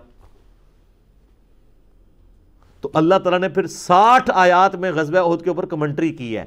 ظاہر ہے لوگوں کے دل میں خیال آ رہا تھا کہ بے حضور تو ہمیں کہہ رہے ہیں جنگ جیتنی ہے، تو ہم تو بری طرح ہار گئے ہیں، مدینے کا کوئی گھر نہیں ہے جس کے اندر کوئی لاش نہ ہو، حتیٰ کہ منافقین باتیں کر رہے ہیں کہ جی ہم نے تو پہلے ہی منع کیا تھا یہ لوگ نہ جاتے نہ مارے جاتے، تو ہم تو پہلے کہہ رہے تھے کہ یہ جنگ تم لوگ ہارو گے۔ خود نبی علیہ السلام کی شہادت کی خبر مشہور ہو گئی، آپ کے 4 دانت شہید ہو گئے اور آپ بے ہوش ہو گئے، اس کی وجہ سے آپ کی وہ افواہ پھیل گئی آپ کے بارے میں، صحابہ کرام نے تلواریں پھینک دی، ظاہر ہے ان کا مورائل بالکل زیرو پہ آ گیا جو غزوہ بدر میں اتنا اوپر تھا۔ اوپر سے یہ بھی دل میں وسوسے بھی آتے ہوں گے کہ یار حضور نے تو وعدہ کیا تھا ہم جیتیں گے، یہ ہمارے ساتھ کیا ہو گیا؟ تو اللہ نے پھر 60 آیات کے اندر نا صحابہ کرام کو ڈانٹ پلائی کہ تم نے کیا کیا، حضور کی نافرمانی کی وجہ سے ہوا۔ لیکن آپ دیکھیں کہ نبی صلی اللہ علیہ وآلہ وسلم جب بات سٹارٹ کی ہے نا تو سب سے پہلے یہ دیکھیں، ایک ٹیچر کا سٹائل ہوتا ہے، سب سے پہلے آپ صلی اللہ علیہ وآلہ وسلم کے بارے میں آیات نازل ہوئی، لیس لک من الامر شیء، اے نبی آپ کو کوئی اختیار نہیں کسی کا۔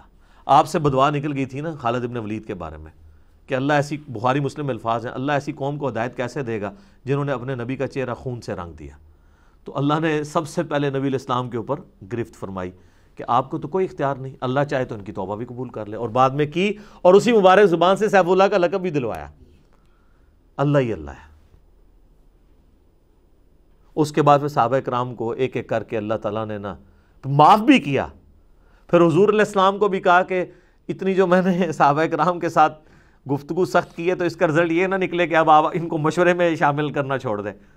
تو وہ الفاظ آئے کہ نبی اگر آپ تند خواہ ہوتے، آپ کی زبان میں سختی ہوتی تو یہ صحابہ آپ سے کب سے دور ہو چکے ہوتے۔ یہ آپ کی نرمی ہے کہ آپ کے قریب رہتے ہیں، آندہ بھی آپ نے اپنے مشورے میں سے شامل رکھنا ہے ان کو، اور ان کی غلطیوں سے درگزر کرنا ہے۔ اور پھر اللہ نے فرمایا کہ ہم نے فتح دے دی تھی اپنے نبی سے جو وعدہ کیا تھا، حتیٰ کہ تم نے ڈسپلن لوز کیا۔ وہ جو درے کے اوپر 50 لوگ تھے، صرف 15 رہ گئے، 35 نے مال غنیمت کے لیے وہ چھوڑ دیا، جو بخاری مسلم میں آتا ہے۔ اللہ فرماتا ہے ہم نے فتح دے دی تھی اور تم کافروں کو قتل کر رہے تھے، وہ پلٹ کے بھاگ رہے تھے اور تم مال غنیمت اکٹھا کرنے کے لیے آئے، پیچھے سے خالد بن ولید نے حملہ کیا اور وہ فتح شکست میں بدل گئی۔ تو یہ بھی نہ کہیں دماغ میں رکھنا کہ اللہ تعالیٰ نے کوئی وعدہ خلافی کی ہے یا ہمارے نبی کی زبان جو ہے وہ سچی ثابت نہیں ہوئی، فتح ہو گئی تھی، فتح شکست میں بدلی تمہاری وجہ سے۔ اور اس پہ میں بڑا تلخ جملہ بولتا ہوں، اگر اللہ کے نبی دنیا میں موجود ہوں اور اللہ کے نبی کے ماننے والے اللہ کے نبی صلی اللہ علیہ وآلہ وسلم کی نافرمانی کر دیں تو اللہ تعالیٰ اس چیز کی پرواہ بھی نہیں کرتا کہ نبی ان میں موجود ہے، فتح کو شکست میں بدلوا دیتا ہے، حتیٰ کہ وہ اس نبی کو بھی اس کی پلنٹی اس اعتبار سے بھگتنی پڑتی ہے اپنے ماننے والوں کی کہ ان کے بھی دانت شہید ہو جاتے ہیں۔ حضور کا کیا قصور تھا کہ ان کے دانت شہید ہوتے؟ آپ نے تو بخاری کے الفاظ ہیں، آپ نے ان درے والوں کو کہا تھا تم دیکھو نا کہ چیل کوے ہماری لاشیں اٹھا رہے ہیں، تب بھی تم نے درہ نہیں چھوڑنا۔ یار اس سے زیادہ کوئی کسی شخص کو کیا سمجھا سکتا ہے کہ حضور کہہ رہے ہیں کہ ہماری لاشوں کو اگر چیل کوے بھی اٹھا رہے ہوں تب بھی تم نے درہ نہیں چھوڑنا۔ یہ آخری درجہ تھا نا، پھر بھی چھوڑ دیا۔ حضور کی موجودگی میں اگر لوگ نافرمانی کریں تو حضور کی دعاؤں کا حصہ، آپ کے وجود کی برکت کا حصہ امتیوں کو نہیں ملتا کیونکہ نافرمانی کی۔ تو سر آج تو رسول اللہ ہمیں موجود بھی نہیں ہے، آج اگر امت نافرمانی کرے تو کس زوم میں بیٹھی ہوئی ہے کہ کچھ بھی ہیں تیرے محبوب کی امت سے ہیں، تو اللہ تعالیٰ جو ہے وہ لحاظ کرے گا؟ اللہ کے اپنے رولز ہیں، وہ اپنے رولز کے مطابق چلتا ہے کیونکہ اللہ کا کوئی رشتہ دار نہیں ہے، کسی نبی کی بھی اللہ کے ساتھ کوئی رشتہ داری نہیں ہے۔ حضرت یونس علیہ السلام سے مسئلہ مس ہینڈل ہوا تھا نا، تو سب سے زیادہ اگر کوئی قریبی ہو سکتا ہے تو پیغمبر ہو سکتا ہے نا۔ تو اللہ تعالیٰ نے فرمایا قرآن میں کہ وہ جب وہاں سے نکلا اس نے گمان کیا کہ ہم اس کے اوپر گرفت نہیں کریں گے۔ تورات کے اندر آتا ہے 3 دن اور 3 رات مچھلی کے پیٹ میں رہنا پڑا۔ قرآن میں تو صرف اس واقعے کا ذکر ہے نا کہ مچھلی کے پیٹ میں رہے، اور وہاں پہ ہمیں پکارا لا الہ الا انت سبحانک انی کنت من الظالمین، لیکن تورات میں وہ ڈیوریشن بھی آئی ہے 3 دن اور 3 رات۔ سر آپ 1 دن اور 1 رات اندھیرے کے اندر کبھی گزار کے اکیلے دیکھیں، اور پھر مچھلی کے پیٹ کے اندر جہاں پہ تعفن بھی ہو اور یہ بھی امید نہ ہو کہ پتہ نہیں میں نے زندہ بچنا ہے نہیں بچنا ہے، کیا بننا ہے میرے ساتھ، یہ بہت بڑی ایک تکلیف دہ چیز ہے۔ تو اللہ تعالیٰ کا کوئی رشتہ دار نہیں ہے، اللہ تعالیٰ اپنے معاملات کے اندر بالکل کلیئر ہے۔ تو قتال سے یاد آیا کہ قتال والے معاملے میں اگر کسی کو کوئی وہم بھی ہے کہ اس کے ذریعے جو ہے وہ پتہ نہیں میرے ساتھ کیا بنے گا، تو اس کے اندر اللہ نے خیر چھپایا ہوا ہے۔ یعنی تعویل خاص کے اعتبار سے قتال کے بارے میں، ویسے یہ جنرل چیز ہے کہ شر کے اندر خیر چھپا ہوا ہوتا ہے، اور بعض اوقات کوئی خیر ہوتا ہے نا، وہ آپ خیر اس کے سمجھ رہے ہوتے ہیں، اس کے اندر شر ہوتا ہے۔ یہ کتنے لوگ ہیں وہ بڑے خوش ہوتے ہیں حرام کے ذریعے کمال کے، کہتے ہیں اللہ کا بڑا فضل ہے، لیکن وہ فضل نہیں ہوتا، اس کے اندر شر چھپا ہوا ہوتا ہے۔ یسألونک عن الشہر الحرام قتال فی، اے نبی تم سے یہ پوچھتے ہیں کہ جو حرمت والے مہینے ہیں ان میں قتال کیا جا سکتا ہے؟ حرمت والے مہینے کون سے ہیں؟ سورہ توبہ میں آیا کہ 4 مہینے ہیں وہ، لیکن ان کے نام نہیں آئے کیونکہ مشرکین عرب کو پتہ تھے وہ کون سے ہیں۔ بخاری مسلم میں یوم النحر والا خطبہ ہے جو آپ علیہ السلام نے حجۃ الوداع کے موقع پر قربانی والے دن دیا تھا، اس میں آپ نے فرمایا کہ 4 مہینے حرمت والے ہیں، 3 کنزیکٹیو ہیں، ذی قعدہ، ذوالحجہ اور محرم، اور چوتھا رجب کا مہینہ۔ اس میں قتال مشرکین عرب بھی حرام سمجھتے تھے، البتہ وہ کتے کو حلال کرنے کے لیے جب کبھی جنگ کرنی ہوتی تھی تو کہتے تھے اس دفعہ رجب جو ہے نا وہ رمضان کی جگہ پہ ہم شفٹ کر رہے ہیں، تو اس طریقے سے وہ کرتے رہتے تھے۔ حتیٰ کہ بخاری مسلم کے الفاظ ہیں، آپ نے آخری خطبہ جو یوم النحر کا دیا، آپ نے فرمایا زمانہ گھوم گھما کے اپنی اصلی جگہ پہ واپس آ گیا۔ اتنی دفعہ الٹریشن پرفارم ہوئی ہیں کہ آج جو میں کھڑا ہوں نا 10 ہجری میں یوم النحر کے دن، اب وہ مہینے اپنی اصلی جگہ پہ واپس آ چکے ہیں، اب کوئی ان کو نہیں بدلے گا۔ 4 مہینے حرمت والے ہیں، حتیٰ کہ آپ کو پتہ ہے جنگ صفین روک لی گئی تھی کیونکہ بیچ میں حرمت والا مہینہ آ گیا تھا، تو جنگ نہیں ہوئی تھی، تو جنگ کرنا منع ہے۔ یہی میں نے مشورہ دیا تھا ہماری ایجنسیز کو، گورنمنٹ کے لوگوں کو، کہ یہ آپ لوگ جو رد الفساد اور ضرب عضب کرتے ہیں نا، تو مہربانی کیا کریں حرمت والے مہینوں میں اس کو روک دیا کریں۔ ہاں ایک ایکسیپشن ہو سکتی ہے کہ اس دوران اگر وہاں سے حملے ہو رہے ہوں، وہ تو اب اسی آیت میں آگے آ جائے گا کہ حرم کی زمین میں بھی جہاں پہ عام حالت میں بھی جنگ کرنا منع ہے، اگر حرمت والے ڈبل آپ سمجھے فیکٹر لگایا کہ حرمت والا مہینہ بھی ہے اور حرم کی سرزمین ہے اور کافر آپ پہ ٹوٹ پڑتے ہیں، تو آپ قتال کر سکتے ہیں، وہ ایک علیحدہ چیز ہے۔ لیکن جہاں پہ آپ کے پاس اختیار ہے کہ آپ نے کوئی دہشت گردوں کے خلاف کوئی مہم لانچ کرنی ہے، تو کم از کم ہمارے حکمرانوں کا کام ہے یہ دیکھ لیں کہ اگر بیچ میں کوئی حرمت والا مہینہ آ رہا ہے تو اس کو سکپ کریں، اللہ کی غیبی مدد آپ کے ساتھ شامل ہو جائے گی کہ آپ شریعت اس میں بھی تو آپ نے دیکھنا ہے نا۔ لیکن اب یہ باتیں، یہ وہ آیات ہیں جو صرف نظر ہیں، میرے خیال ہے کبھی یہ میرے علم میں تو نہیں ہے کہ کبھی کور کمانڈر کانفرنس ہوئی ہو اور اس میں لوگ ڈسکس کر رہے ہوں تو کہیں حرمت والا مہینہ بھی ڈسکس ہو رہا ہو۔ کاش اگر ہو تو اعلامیے میں جاری ہو کہ ہم یہ کرنے جا رہے ہیں، جہاں پہ آپ 3-3 4-4 مہینے جو ہے وہ لوگوں کو بھیجتے ہیں، سیاسی لیڈرز جا کے مذاکرات کرتے ہیں دہشت گردوں کے ساتھ، تو وہاں پہ اگر 1 مہینہ حرمت والا بھی آپ کو نکالنا پڑ جاتا ہے اللہ کو خوش کرنے کے لیے کہ چلو یار جہاں پہ 4 مہینے مذاکرات کے لیے ہم نے ڈیلے کیا ہے اپنے کسی مشن کو، تو 1 مہینہ اور کر دیں، اللہ کی تائید شامل ہو جائے گی، کیونکہ یہ بھی اسی طریقے سے فرائض ہیں دین کے جس طرح باقی ہیں۔ تو اب جواب بڑا پیارا ہے کہ یہ جب پوچھتے ہیں نا قتال کر سکتے ہیں حرمت والے مہینے میں، قل قتال فیہ کبیر، اے نبی ان سے فرما دو کہ حرمت کے مہینے میں قتال اور جہاد کرنا یہ بہت بڑا گناہ ہے اللہ کے نزدیک، لیکن ساتھ بیلنس کیا ہے وَصَدٌّ عَن سَبِيلِ اللَّهِ، اور اللہ کے راستے سے روک دینا جو کافروں نے کیا، مشرکین عرب نے صحابہ کرام کے ساتھ، اللہ فرما رہا ہے ان کے جو جرم ہے نا وہ اس سے بڑے جرم ہیں۔ وہ کہ یہ کہ کافر جو ہیں وہ مسلمانوں کے ساتھ شرارت کریں اور مسلمان کہیں گے حرمت والا مہینہ ہم چپ کر کے بیٹھے رہیں، اور پھر وہ مسلمانوں کو میڑا مارن کے تسی لڑنا نہیں ہے کیونکہ تسی تو مندے ہو کہ حرمت والا مہینہ ہے، تو اللہ نے فرمایا میں پہلے ہی ان کے کان سے یہ بات نکال دوں کہ جو تم جرم کر رہے ہو نا مشرکین عرب، وہ اس سے بڑا جرم ہے۔ حرمت والے مہینے کی آپ کو بڑی قدر ہے اور آپ نے مسلمانوں کو اتنا ظلم کے ساتھ نکلنے میں مجبور کیا ہے کہ وہ اپنی ساری جائیداد سے محروم ہو گئے ہیں، وہاں جا کے بیچارے غریب ہو گئے ہیں، وہ نہیں تمہیں نظر آ رہا؟ جو جامعہ ترمذی میں موقوفاً روایت ہے کہ اے کعبہ تیری خوشبو بڑی اچھی ہے، لیکن اللہ کے نزدیک ایک مومن کی دل کی حرمت کعبے کی حرمت سے بڑھ کے ہے۔ جامعہ ترمذی میں حدیث ہے کہ پوری دنیا کو کوئی تباہ و برباد کر دے، اللہ کے نزدیک اس سے بڑا گناہ کسی مومن کا قتل ہے۔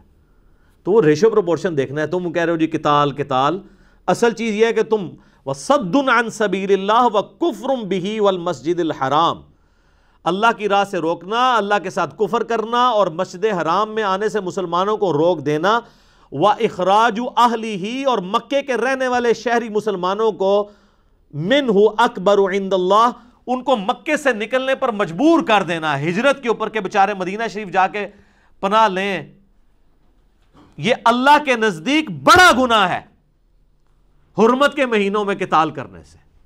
وَالْفِتْنَةُ أَكْبَرُ مِنَ الْقَتْلِ، اور فتنے کو برپا کرنا یہ قتل کرنے سے بھی بڑا جرم ہے. یعنی مشرکین عرب کو کہا جا رہا ہے کہ تم جو کچھ کر رہے ہو یہ تو فتنہ کھڑا کر رہے ہو, اور جنگ کرنا جو ہے, یہ فتنہ جو کرنا ہے وہ جنگ سے بھی بڑا جرم ہے.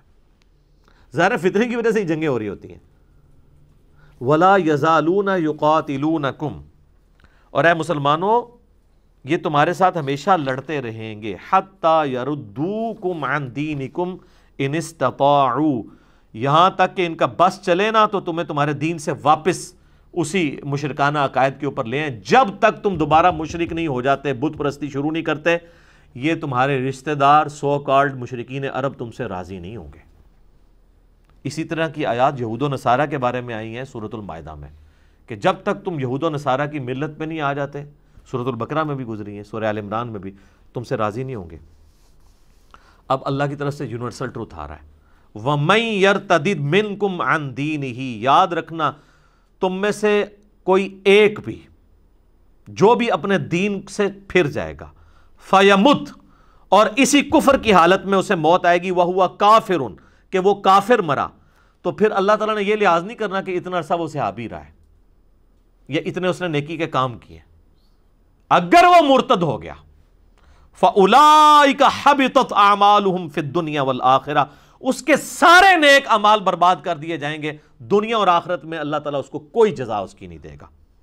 وَأُولَئِكَ أَصْحَابُ النَّارِ, اور ایسے لوگ ہوں گے دوزخ والے, آگ والے, ہم فیہا خالدون, وہ رہیں گے ہمیشہ ہمیش اس کے اندر.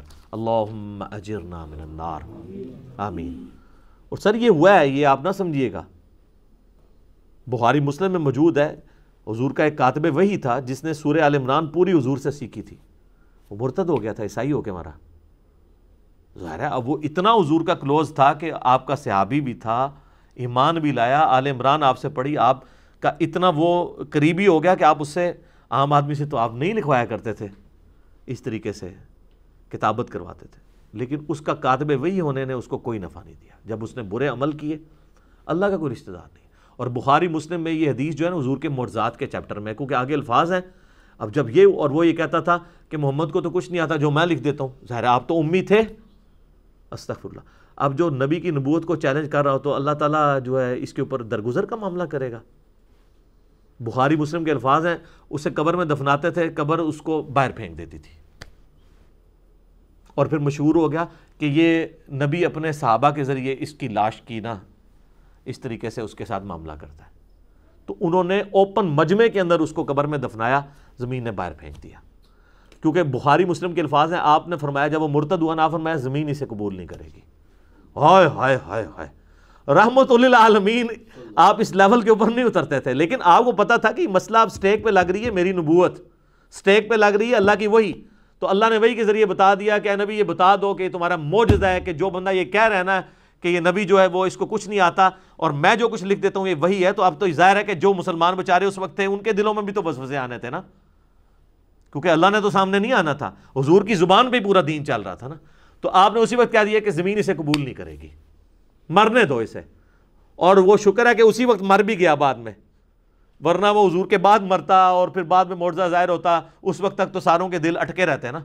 حضور کی زندگی میں اسی وقت مرا, وہ کچھ عرصے بعد ہی دفناتے تھے, لاش زمین باہر پھینک دیتی تھی. پھر جب لوگوں کو یقین ہو گیا کہ یہ معجزانہ کام ہو رہا ہے اس کے ساتھ, پھر اس کی لاش باہر ہی پڑی رہی, اسی طریقے سے تعفن کا شکار ہوئی. تو یہ ہے معاملہ, اعمال برباد کر دیے جائیں گے. اب سائملٹینیس کنٹراسٹ آ رہا ہے, ان الذین آمنوا والذین ہاجروا, اس کے برعکس جو صحابہ اور اہل بیت ہیں جو ایمان لے کر آئے اور انہوں نے ہجرت کی, وجاہدوا فی سبیل اللہ, اور اللہ کی راہ میں جہاد کیا. جہاد کہتے ہیں کوشش کو, یہ کوشش ہی تھی نا, اپنے جان مال کی قربانی کر کے وہاں سے ساری جائیداد چھوڑ کے بھی بچوں کو لے کے آ جانا یہاں پہ, اور اس کا اعلیٰ ترین درجہ قتال ہے. اولئک یرجون رحمت اللہ, کیا پیارے الفاظ ہیں. اللہ تعالیٰ ہمارا یہ وہ لوگ ہیں جو اصل میں اللہ کی امید, اللہ کی رحمت کی امید رکھنے والے لوگ ہیں. یعنی اللہ کی رحمت کی امید رکھنے والے وہ نہیں ہیں جو نماز بھی نہیں پڑھتے اور کہتے ہیں اللہ تعالیٰ بڑا غفور رحیم ہے. یہ رحمت کی ڈیفینیشن ہے, یہ انڈیا پاکستان بنگلہ دیش کے لیے بڑی سخت آیت ہے. کیا الفاظ ہیں، اولئک یرجون رحمت اللہ، یہ وہ لوگ ہیں جن کو رحمت کی کوئی امید ہے۔ اچھا رحمت کی امید ہمارے تو انڈیا پاکستان بنگلہ دیش میں رحمت کی امید اس کو ہوتی ہے جو کچھ نہیں کرتا، وہ کہتا ہے میں بڑا گناہ گار ہوں، اللہ اپنی رحمت سے معاف کر دے گا۔ اور اللہ کیا کہہ رہا ہے کہ رحمت کی امید کن لوگوں کو ہے؟ کن لوگوں کو ہے جو اتنی تکلیفیں اٹھاتے ہیں، کیا کرتے ہیں، ایمان لاتے ہیں، اللہ کی راہ میں ان کو ہجرت کرنی پڑتی ہے اور پھر اللہ کی راہ میں جہاد بھی کرنا پڑتا ہے، ایسے لوگ ہیں جن کو یہ امید ہے کہ ہمیں اللہ کی رحمت ملے گی۔ تو اللہ کی جو ڈیفینیشن جو کتابی خدا ہے نا، اسی لیے تو ہم کہتے ہیں مرنے سے پہلے اے مسلمان کر لے اس پہ غور، کتابوں کا خدا اور ہے، بابوں کا خدا اور۔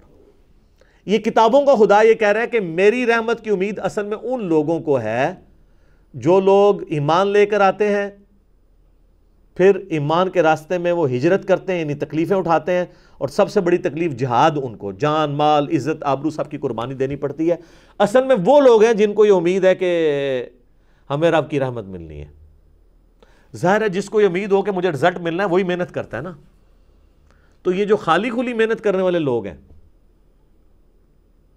آپ دیکھیں میں بڑے بڑے یعنی لوگوں کو دیکھتا ہوں، یہ کئی اینکرز ہیں، وہ جناب ذرا اللہ رسول کی بات کرتے ہیں ان کی آنکھوں میں آنسو آ جاتے ہیں، ٹیشو پیپر بھی نکال لیتے ہیں، حالانکہ ان کی زندگی میں اللہ رسول کسی جگہ پہ موجود نہیں ہوتا۔ اور سر یہ جو آنسو ہے نا، یہ تو آپ کوئی بھی آپ دانش کی موت دیکھ لیں تو آپ کے آنسو نہیں رکتے ہیں۔ میرا اس پہ بھی کلپ آیا ہوا ہے۔ آنسو نکلنا اس چیز کی دلیل تو نہیں ہے کہ آپ کے دل میں اللہ رسول کی محبت آ گئی ہے۔ ان آنسوؤں کو کیا کرنا ہے؟ جب تک آپ اس کو ایگزیکیوٹ نہیں کرتے، کہ جب آپ کو فیصلہ کرنا پڑے کہ میں نے اللہ کی بات ماننی ہے یا اس معاشرے کی بات ماننی ہے، پھر پتہ چلے گا۔ کہنے کو تو یہ بڑی آسان چیز ہے۔ تو اللہ تعالیٰ مارا ہے کہ ایسے لوگ اللہ کی رحمت کی امید لگائے ہوئے ہیں، واللہ غفور رحیم، اور اللہ تعالیٰ بخشنے والا مہربان ہے، یعنی ایسے لوگ ہیں جن کو اللہ تعالیٰ بخشے گا اور وہ اللہ کی رحمت کے مستحق ہوں گے۔ میرے ایک یوٹیوب پہ کلپ بھی ہے، اللہ کی رحمت سے دھوکہ، اس میں بھی میں نے یہ چیز بتائی تھی کہ آپ کو یہ جو زبانی کلامی جو رحمت کی آیات بتائی گئی ہیں نا، اور خالی کھلی توبہ، اللہ کے نزدیک یہ توبہ ہی نہیں ہے۔ یہ آپ اپنا بلو والا قرآن نکالیں نا، اس کے پیج نمبر 282 پہ پہلی آیت ہی یہ ہے، اور یہ سورۃ النحل کی آیت نمبر 119 ہے۔ اسی صفحے پہ سورۃ النحل اور پارہ نمبر 14 دونوں ختم ہوتے ہیں۔ یہ اللہ تعالیٰ نے اپنا یونیورسل ٹروتھ بتا دیا ہے کہ اللہ تعالیٰ معاف کسے کرتا ہے۔ اللہ کے نزدیک رحمت کی امیدوار اور معافی کے امیدوار لوگ کون ہیں؟ ثم ان ربک للذین عملوا السوء بجہالۃ، اس کے بعد تمہارا رب ان لوگوں کے حق میں جو کہ جہالت کے اندر بھول چک میں برے اعمال کر لیتے ہیں، ثم تابوا، اس کے بعد وہ توبہ کر لیتے ہیں، من بعد ذلک، اس کے فوراً بعد، وَأَصْلَحُوا، اور پھر صرف توبہ نہیں کرتے بلکہ اپنی اصلاح بھی کر لیتے ہیں، ان ربک من بعدہا، بے شک تیرا رب یہ سب کچھ کرنے کے بعد لغفور الرحیم، ضرور بخشنے والا مہربان ہے۔ اللہ تعالیٰ ہمارا ہے میں غفور الرحیم اس شخص کے حق میں ہوں جو بھول چک کے گناہ کر بیٹھے، اس کے فوراً بعد توبہ کر لے اور اپنی اصلاح بھی کر لے۔ یہاں لوگ کہتے ہیں توبہ کر لیے پھر کرنے کے لیے توبہ کی ہے، اصلاح کوئی نہیں کرتے۔ توبۃ نصوحا، آگے کو نصیحت والی توبہ نہیں۔ یہ ہے وہ توبہ جو اللہ تعالیٰ ڈیمانڈ کرتا ہے، یہ ہے کتابی توبہ، اور ایک ہے بابی توبہ کہ کام چک کے رکھو، خیر اللہ نے معاف کر دینا ہے، وہ اللہ نے ساڑی نمازیں نہیں چاہیے دیا۔ اللہ نے کب کہا کہ مجھے تمہاری نمازیں چاہیے؟ اللہ کہتا ہے تمہیں تمہارے لیے نمازیں چاہیے، میرے لیے نہیں، اپنے لیے تمہیں چاہیے۔ صحیح مسلم کی حدیث 246، بندے کے کفر اور ایمان، شرک اور اسلام کے درمیان فرق ہی نماز ہے۔ نماز پڑھنے والا اللہ کے حضور مسلمان ہے، نماز نہ پڑھنے والا اللہ کے حضور عملاً کافر ہے، اور پاکستان کے شناختی کارڈ میں وہ مسلمان ہے۔